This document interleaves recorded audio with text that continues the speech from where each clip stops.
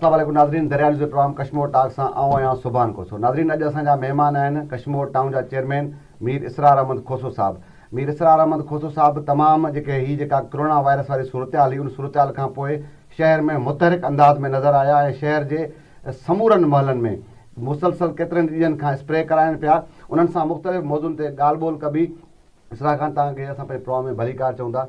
इसरार खान इहो ॿुधाइजो त हिकु त मां ॾिसां पियो सॼा शहर जा माण्हू बि ॾिसनि पिया तव्हां मुतहरिक अंदाज़ में शहर में जेको कोरोना वायरस वारी वबा जी सूरत हाल हुई उनखे कंट्रोल करण जे लाइ जेको स्प्रे वारी सूरत हाल हुई उहा तव्हां कहिड़े कहिड़े इलाइक़नि में कराई ऐं असांजे नाज़रीन खे इहो ॿुधायो त उन सां फ़ाइदा कहिड़ा मिलिया शहर जे माण्हुनि खे।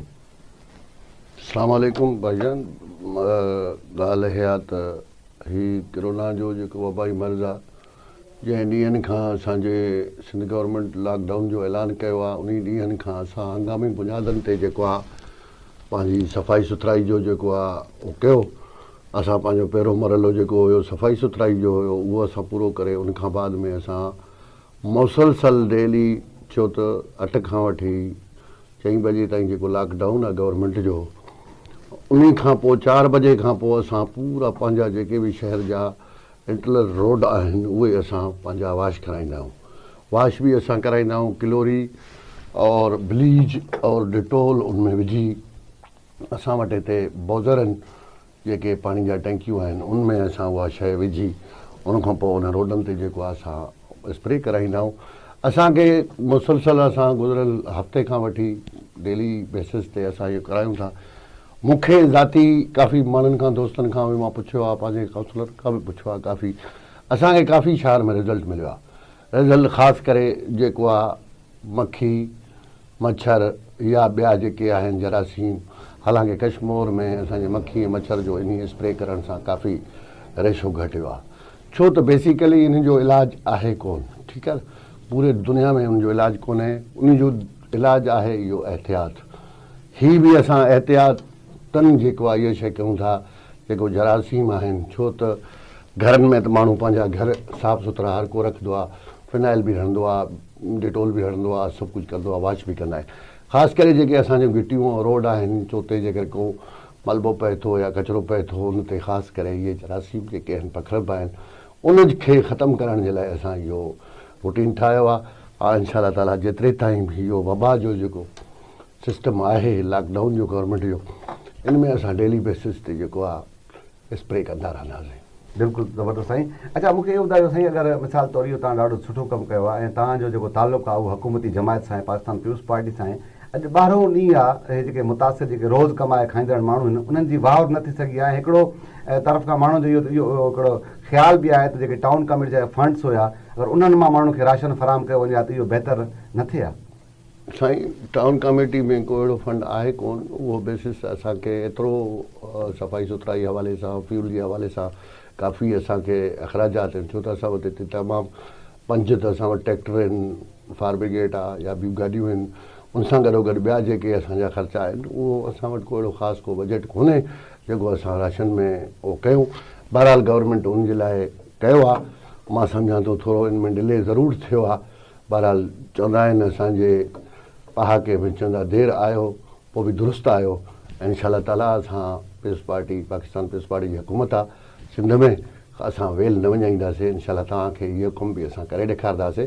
उनमें असां हुजूं या असांजी इंतिज़ामिया हुजे या असांजा लोकल जेके पंहिंजो सियासी वर्कर हुजनि उहे सभु असां हिन में एक्टिव आहियूं। असांजूं लिस्टूं विस्टूं सभु तयारु आहिनि।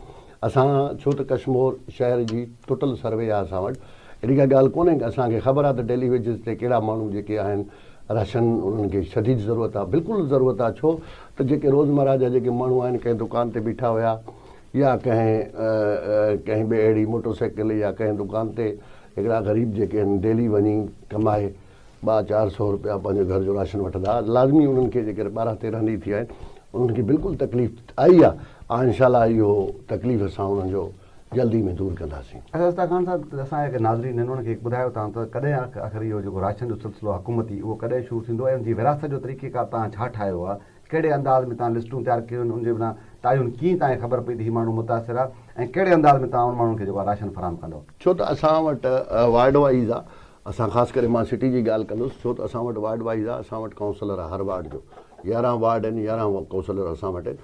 उन्हनि काउंसलरनि जी फुल में फुल पंहिंजे वार्ड ते जेको नज़र बि हूंदी आहे ऐं उन्हनि जो लोकल उन ते घर बि पंहिंजो उते ई हूंदो आहे, त उनखे बख़ूबी इन्हनि शयुनि जो वाक़िफ़ु आहे त भई कहिड़ो माण्हू जेको डेली वेजिस ते आहे, कहिड़ो माण्हू जेको आहे 2 ॾींहं 4 ॾींहं या हफ़्तो या महीनो या 2 महीना 4 महीना बर्दाश्त करे थो। ज़ाहिर आहे सफ़ेद पोश मुतासिर ज़रूरु थियो आहे, मुल्क जो जेको सिस्टम आहे उहो लॉकडाउन ज़रूरु थियो आहे।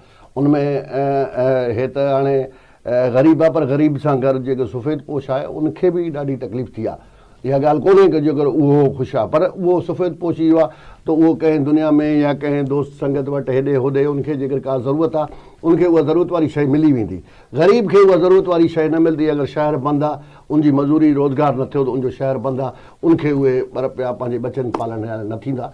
इंशाल्लाह हाणे असांजूं लिस्टूं बि काउंसलरनि जे हिसाब सां तयारु आहिनि। इंशाल्लाह हिकु अधु ॾींहं में असांजो इहो कमु स्टार्ट थी वेंदो। अच्छा इसरा ख़ान साहिबु, तव्हां जीअं मां पहिरियों चयो तव्हांजो तालुक़ु हुकूमती जमायत सां आहे, तव्हां कश्मीर ॿियनि अस्पतालनि जी ॻाल्हि नथा कयूं, कश्मीर जहिड़ी अस्पताल आहे जेका तालुक़ी अस्पताल आहे, उते हालत इहा आहे जेके मास्क आहिनि उहे बि मौजूदु न आहिनि।